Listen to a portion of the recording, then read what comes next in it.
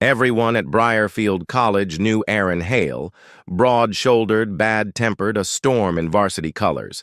Everyone knew Chris Rivera, too, quiet transfer student with a sketchbook he never let go. They were never supposed to orbit each other. Not beyond the shove outside Chem 201, the muttered apology that wasn't, the bruise that bloomed anyway. Then the fire alarm shrieked during midterms, and Chris saw something he wasn't meant to see. Aaron alone in the stairwell, cracking, apart like a mirror. He looked up, met Chris's eyes, and said, "Tell anyone, and I'll make you regret it." But regret was already there. Briarfield College in October smelled like wet leaves, coffee, and nerves. Chris Rivera, 19 and new enough to campus, that every hallway felt like a maze, hugged his sketchbook as if it were a compass. He had transferred for the art program and the scholarship that came with it, a small miracle wrapped in fine print. The chemistry building boomed with footsteps and locker doors, and that was where he first collided with Aaron Hale. The impact jolted his shoulder. The book slipped. Laughter rippled. Aaron didn't laugh. He just stared down with eyes like a storm brewing over steel. Aaron was 20. A sophomore linebacker with shoulders that turned doorways into suggestions, and a reputation that moved faster than rumor. People called him a bully in the way you might call a fireworm, a word too small to hold the harm. He said, "Watch it," like Chris had chosen the collision. Chris's apology snagged in his throat, a thread he couldn't pull. The bruise would bloom later. For now, there was the burn of humiliation and the quick, traitorous notice of the gold fleck in Aaron's left eye. "Sorry," Chris managed. Aaron's mouth tipped. Somewhere south of a smirk, "Rivera!" someone hissed from the edge of the crowd. Maya, from intro to drawing, tugged him free.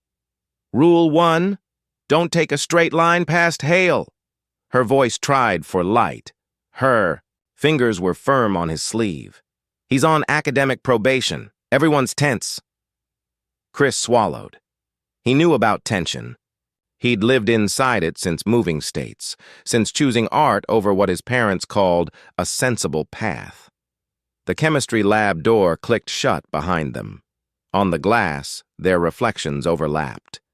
Maya's steady eyes, Chris's pale breath, and Aaron in the background, chewing on his own impatience like gum. The midterm started, and numbers marched across the page. Chris was decent at formulas. They were just another language. But somewhere between titration curves and time limits, his mind kept slipping backward to the hallway, to the way Aaron hadn't laughed. Bully, yes. The label fit, but there had been a crack in it when their shoulders met, something brittle that echoed in Chris's chest. Outside, wind battered the windows. Inside, pens scratched and proctors paced, and a clock as old as the building cleared its throat every minute. The air smelled faintly of sulfur and somebody's too-strong cologne. The alarm went off in a howl that yanked everyone to their feet. Chairs scraped. Someone swore. The proctor herded them toward the stairs. Chris grabbed his sketchbook on instinct, hand closing so tight the spiral edges bit his palms. On the landing between floors, the crowd bottlenecked, a human knot pulling, tight around the fire door. Chris slipped left, found the emergency stairwell propped by a rubber wedge. Empty. Quiet, except for the alarm's thin wail bleeding through concrete. He let the door breathe shut behind him, and suddenly it was all echo, like standing inside a bell. Aaron was there, alone, braced on the railing, knuckles raw. He didn't see Chris, counting breaths like misfiring engines, his phone face down. On the step glowed. "Coach, we need to talk about eligibility." Door banged. Aaron looked up, mask slipped, hurt flashed. He closed distance. "Tell anyone," he said, voice frayed, "and I'll make you regret it." The alarm screamed outside. Unanswered. By the time the alarm cut off, Chris had two secrets, the bruise forming under his sleeve and Aaron's eyes when no one was looking. He told no one, But secrets are never solitary at Briarfield. By dinner, rumors about Aaron's eligibility buzzed like bees in cafeteria light. By midnight, a note slid under Chris's door. You saw me. Meet me.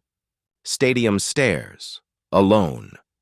He stared at the handwriting, blocky and careful, and felt that pull again, toward danger, toward a boy who'd warned him away with shaking hands. He could throw the note out. He could go. He knew which. The stairwell. Dar sighed him back into a world pretending nothing had happened. Students poured down the steps in clumps, the proctor corralling them with a whistle, and the night outside blinked with emergency lights that felt more ceremonial than urgent. Chris merged into the stream, sketchbook tight to his chest, the echo of Aaron's voice lodged high in his throat. He didn't tell. He didn't even look at anyone long enough to form the thought of telling. In the studio, charcoal made sense when people didn't. He drew without meaning to, lines belonging to a jaw he'd only seen in motion. Maya swung onto the table and raised an eyebrow at the likeness. Careful, she said. You're conjuring. He smudged the cheekbone and lied. It's from a movie. She let it slide, but her gaze softened. Watch yourself, okay? Hale doesn't play fair. He never has. At the library, rumors traveled faster than carts. Two freshmen whispered in the stacks about coaches and grades and meetings behind closed doors. Chris shelved the same history tome twice and thought about the text that had flashed on Aaron's screen. We need to talk. Eligibility. Words that could end things. He remembered his own scholarship letter's commandment numbers and felt a quiet kinship he hadn't asked for. Pressure didn't care how you wore it. It sank teeth in either way. Aaron showed up 10 minutes before closing, hood up, shoulders, hunched like he was trying to fold himself into a smaller story. He slid an overdue book across the desk. Chris scanned it, heartbeat rising at how ordinary this could be. ID? He asked, because rules were small anchors. Aaron hesitated, then set his card down.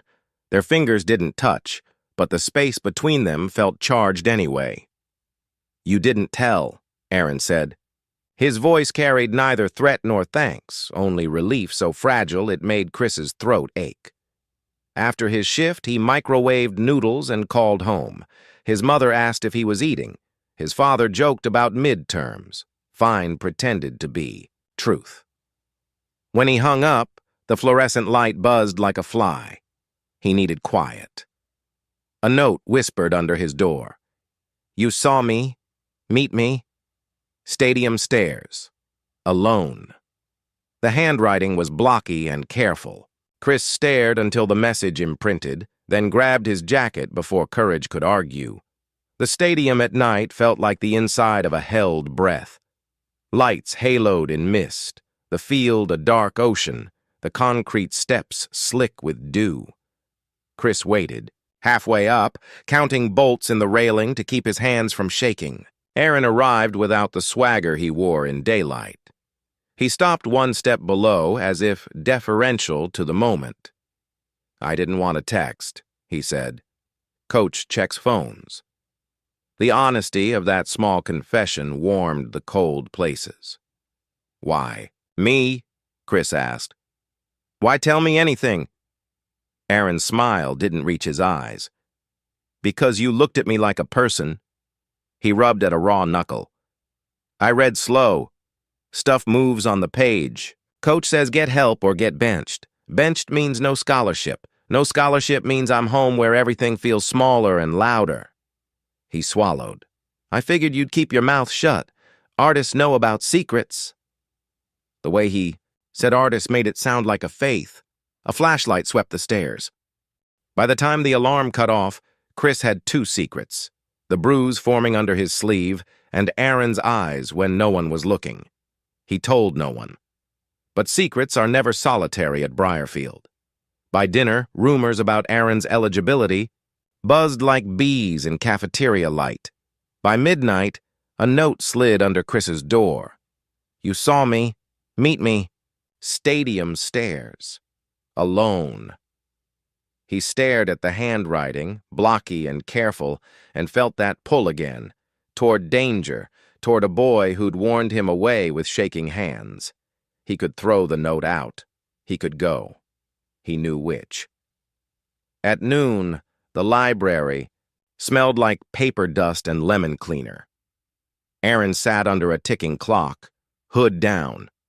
Chris set his sketchbook aside, opened the chemistry text, and slid an index card across.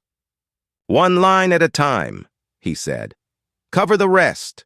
Read to me." Aaron rolled his eyes, then tried. The words didn't sprint. They walked. Equilibrium held. His shoulders lowered with each sentence, a knot loosening by degrees. Highlighters became a code. Arrows and sticky notes mapped escape routes through paragraphs. After 20 minutes, Aaron said, almost smiling, "So the solution wants balance." Chris nodded. "Like the rest of us." Aaron's phone buzzed. Meeting moved. Today, 4 p.m. Bring a plan. He swallowed. "We've got 3 hours." Chris tapped the index card. "We'll make them count." They did, page by page, a partnership, forming in the margins like an annotation neither of them dared to underline. Laughter rattled the shelves. Varsity jackets spilled into the aisle. Jace spotted them. "Hale, downgrading to picture books?" Instinct snapped shut. Aaron grabbed Chris's wrist, public, not cruel, and shoved the text back. "Checking my citations. Coach says stay afloat. Rivera's cheap." Cheap landed harder than the grip. Jace, bored of no blood, wandered off. Silence returned with edges. Aaron let go like the table burned. "You didn't have to do that," Chris said quietly. Aaron's face twisted. "I did." He would have smelled it. The apology in his eyes was real and wrecked. Chris reopened the book. "Then let's give you armor he can't see." They worked, words turning into rails he could hold. Chris's pulse calmed. Aaron kept his voice flat for anyone passing, even as his pencil shook truths into the margins. Maya cornered Chris outside the studio with her phone raised. The campus gossip account, a grainy stadium shot, 2 silhouettes on concrete. "Stairs. Tutor hour or something else?" The caption smirked. His stomach dipped and steadied. "Is that you?" she asked. He weighed denial and found it light. "Maybe. I'm not running." Her look was scared and proud. "Then I'm here," she said, pressing a granola bar into his palm like a talisman. At 3:30, they claimed a study room that actually locked. Chris drew columns on the whiteboard, goals, tools, schedule. "Coach loves plans," Aaron said. "He hates surprises." "Then let's make a plan that looks like a spine," Chris answered. "Writing, reading center referral, 2 sessions weekly, office hours, group study." Aaron watched the letters like they were rungs on a ladder. "My mom worked doubles to keep me here," he said. "My dad says real men don't need help." "Let's pick the truth that keeps you," Chris said, capping the marker. Their hands brushed as they taped the plan to the door. The touch was small and seismic. A different life glimmered. Hands not hiding, voices unlowered. Footsteps thundered past. Someone tried the knob. "Occupied," Aaron called too quickly. The handle stilled. His phone buzzed again. "Coach, door's open. Come now." Aaron looked at Chris, fear and want warring in his face. "Come with me," he said. "Be my plan." Chris didn't trust his voice, so he nodded, folded the index card into Aaron's palm, and followed him, just one step behind, into the corridor's harsh light, where futures narrowed to doors that opened or didn't, and choices learned to walk on their own legs. Coach's office would smell like old leather and disinfectant, and the plan Chris scribbled would either save Aaron or slice him open. They thought the lock on the study room meant privacy. It meant a square of glass no one remembered until a flash winked through it. By dusk, a caption sat in a drafts folder. The bully and the bookworm. What are they hiding? By midnight, someone would hit post. Between those 2 hours stretched a choice neither boy had practiced. Fight the story being written about them or write their own, ink shaking, hearts louder than the chorus outside. Coach Merrill's office felt like the inside of a helmet. Framed wins, lineament, authority. Aaron stopped on the threshold. Chris kept his place beside him.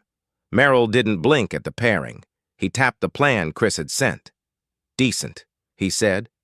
"Now follow through." Aaron's voice went low. "I need help.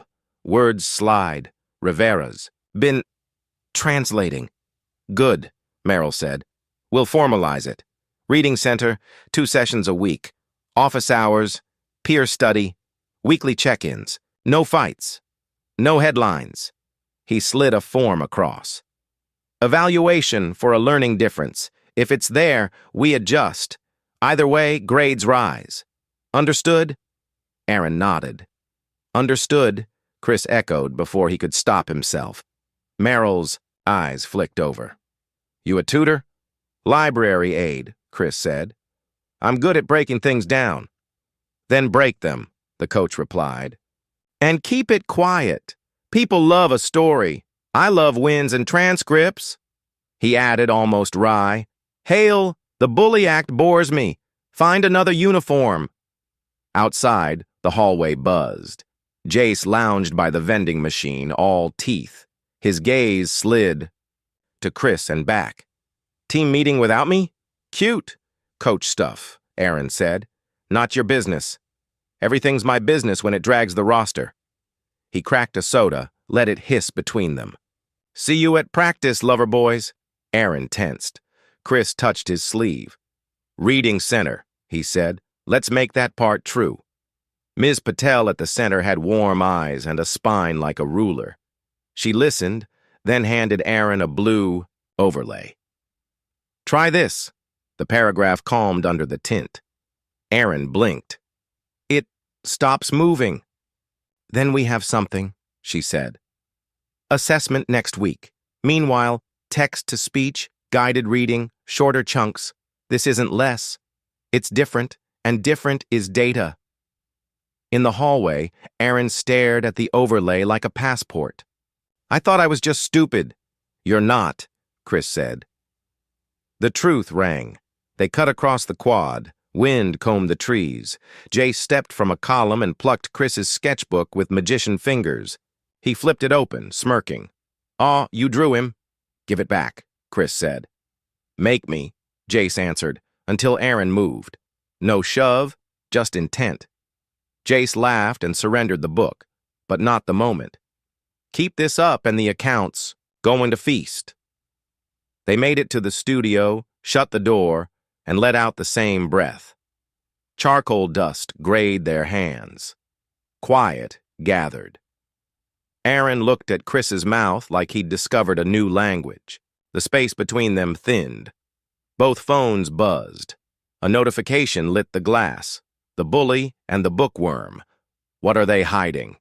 The photo froze their hands on the whiteboard plan, fingers nearly touching. Aaron's jaw set. Coach said no. Headlines. "We write faster than they do," Chris said, pulse loud. "We show them what this is." "What is it?" Aaron asked, helplessly honest. "It's a plan," Chris answered. "And maybe—" He broke off, because the doorknob rattled. Voices spilled down the hall, curious as cats. Aaron took a step back, then forward again, choosing. "I'll be at the library at 6, he said. "We keep working. Let them watch us study." Chris nodded. Outside, old pipes knocked, the sound of something shifting behind the walls. Inside, the plan on whiteboard gleamed like a dare. Chris wiped charcoal from his thumb, felt heartbeat answer, and thought, if this is a fight, let it teach. By 6, the library was a stage, and they were the act nobody admitted buying tickets to. Aaron arrived with his hood down, Chris with his sketchbook closed, both pretending not to hear the whispers soldering them together. Studying wasn't private anymore. It was defiance with highlighters. They worked anyway. When the gossip account posted again, cheater, fraud, photos cropped to lie, the air went thin. An email arrived, cold as steel. Academic Integrity Review. Tomorrow. Bring documentation. Chris's chest stuttered. Aaron's jaw clenched.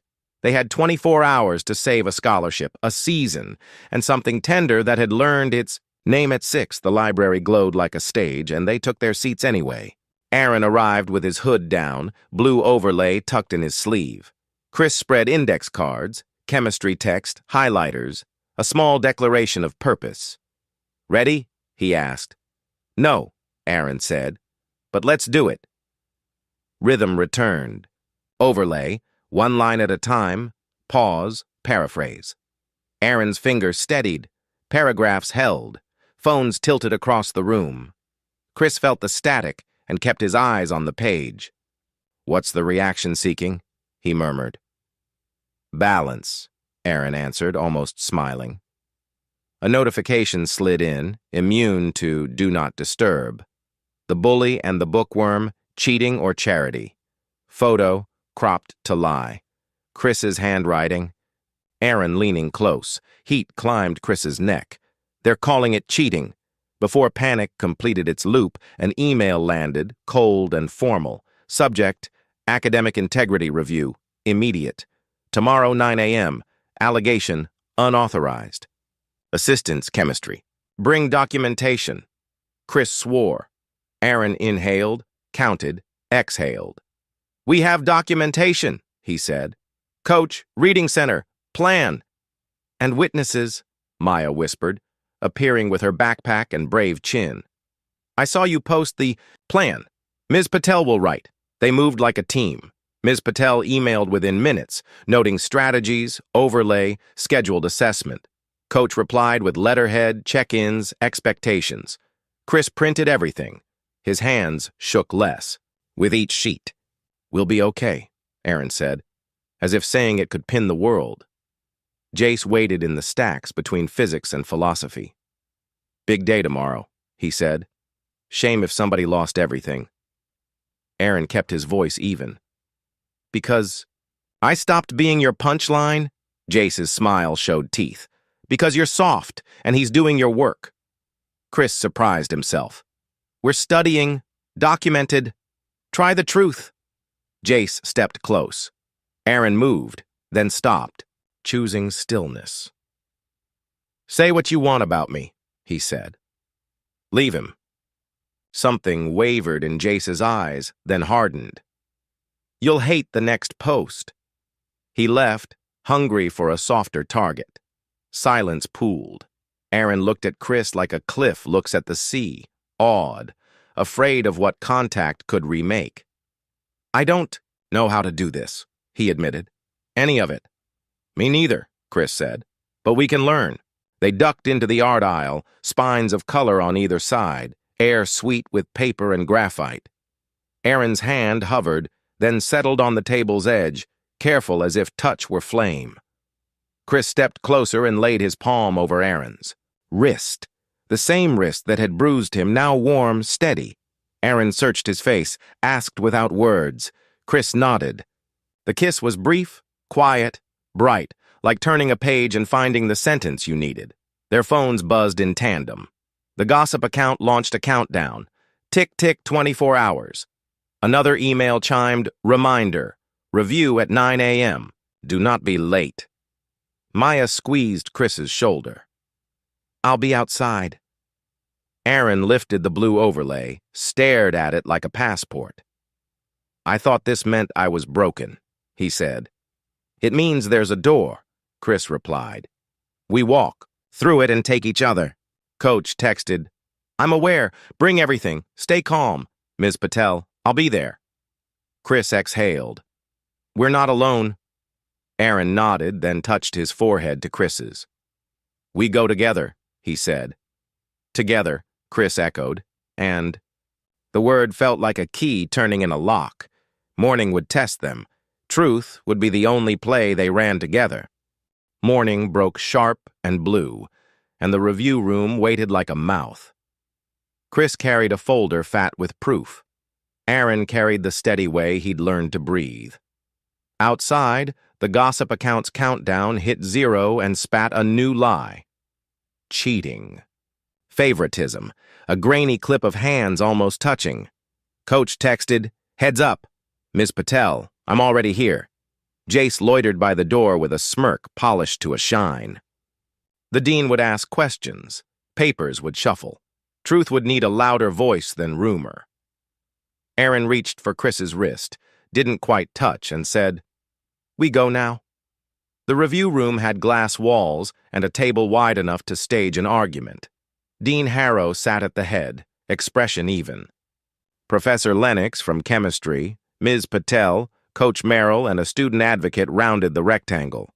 The chair beside Aaron stayed empty until Chris took it. The gossip countdown had just finished. Silence felt radioactive. "Mr. Hale," the dean began, "an allegation of unauthorized assistance. We will hear from your professor, from you, and from any supporting parties. This is not a trial. It is a determination." Professor Lennox slid a printout of the gossip post forward. "This is what sparked it.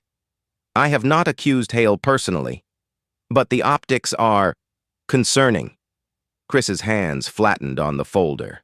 "They're lies," he said, then added softer, "cropped lies." Ms. Patel was already uncapping a pen. "I evaluated Mr. Hale informally. He demonstrates indicators consistent with visual stress and possibly dyslexia. He benefits from a blue overlay, text-to-speech, and instruction broken into chunks. We have a formal assessment scheduled for next week." Aaron cleared his throat. "Words move when I look at them. They don't with this." He placed the overlay over a photocopied paragraph, looked at Lennox. "May I read?" "Please," Lennox said. Skepticism edged with curiosity. Aaron read.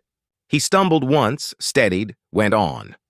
When he finished, the student advocate smiled. The sound of the overlay sliding off the page was small, but final. Coach spoke last. "I've instituted weekly check-ins. If this board requires documentation, you have it. If you require accountability, you have that too. There has been no cheating. There has been learning." Dean Harrow steepled his fingers. "Mr. Rivera, your involvement?" "I break down texts for the library. I've been helping Aaron with strategies, with Ms. Patel's guidance. We recorded sessions, dates, and what we covered." He pushed the folder across. Timestamps, emails, the whiteboard plan photographed, the blue overlay nestled like a flag. They read, paper whispered. Outside, someone laughed in the corridor as if the world were normal. Inside, Aaron's knee bounced under the table. Chris set his foot against it, a quiet anchor. At last, the dean sat back. "Findings: no violation of academic integrity. Recommendation: provisional accommodations pending assessment. Mr. Hale, we expect improved performance. Mr. Rivera, thank you for your diligence." Relief arrived like air after a held dive. Aaron's head dropped. His hands shook, then stilled. Coach squeezed his shoulder once. Professor Lennox nodded, chagrined but not unkind. "Come to office hours," she said. "We'll get you through kinetics." Outside, Jace waited, jaw locked in a smile that didn't reach his eyes. Did the pity parade work? It worked because it was true, Chris said, surprising himself with the steel in his voice. Coach's shadow fell across the hall. "Zimmer," he said to Jace, voice very calm, "you're off media for a month.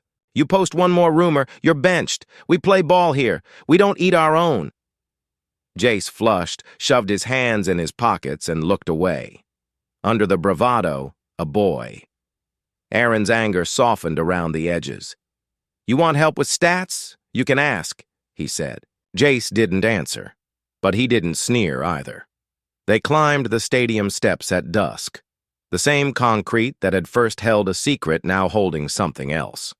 The field lights flickered on, bright coins in the mist. Chris sat. Aaron sat, close. For a long time they said nothing. letting quiet rethread their breathing. "I keep thinking about that stairwell," Aaron said finally. "How I said I'd make you regret it. I do. I regret the hurt. I don't regret the door it opened." Chris smiled. "Equilibrium," he said. "Not perfect. Just balancing forces." Aaron took his hand. He didn't look around first. "In the distance," someone whooped. "Up here?" Time slowed. "So what are we?" he asked. "Work in progress," Chris said. "Public when we want, private when we need, real either way." Aaron leaned in. The kiss tasted like mint and relief and a future speaking up for itself. When they parted, the gossip account posted again. "Correction. Turns out studying looks like studying." The caption made the rounds. It mattered less than the warm weight of a hand in his. They stayed until the lights clicked off, then walked down together, step for step, writing, with every ordinary motion, the story they had chosen.